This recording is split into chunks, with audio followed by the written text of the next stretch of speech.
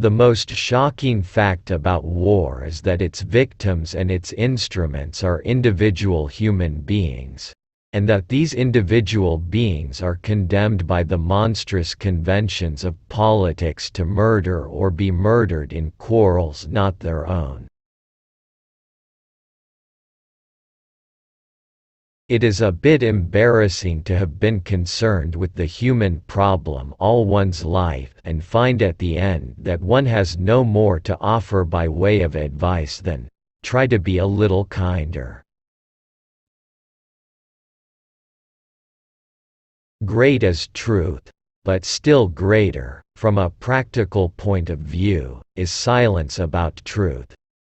By simply not mentioning certain subjects, totalitarian propagandists have influenced opinion much more effectively than they could have by the most eloquent denunciations.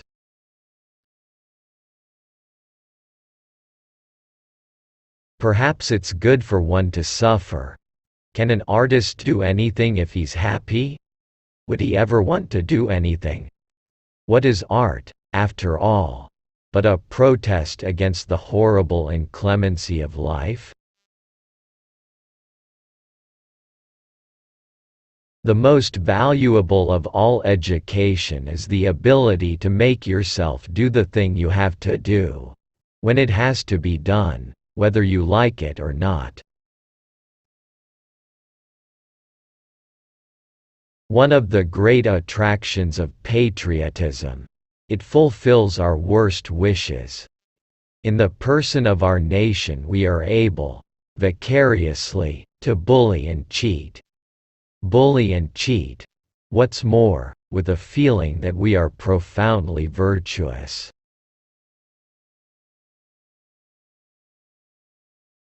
The charm of history and its enigmatic lesson consist in the fact that, from age to age, nothing changes and yet everything is completely different.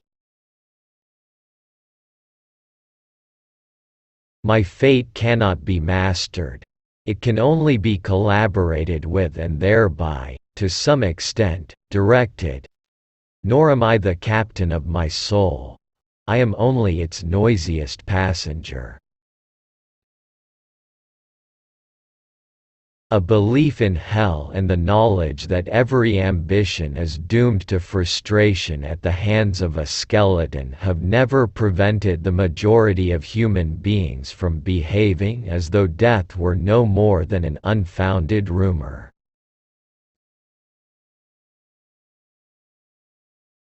A childlike man is not a man whose development has been arrested. On the contrary, he is a man who has given himself a chance of continuing to develop long after most adults have muffled themselves in the cocoon of middle-aged habit and convention. What is absurd and monstrous about war is that men who have no personal quarrel should be trained to murder one another in cold blood. Words, words, words. They shut one off from the universe.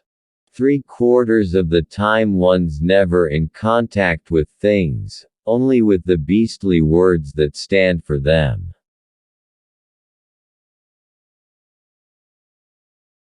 A democracy which makes or even effectively prepares for modern, scientific war must necessarily cease to be democratic. No country can be really well prepared for modern war unless it is governed by a tyrant, at the head of a highly trained and perfectly obedient bureaucracy.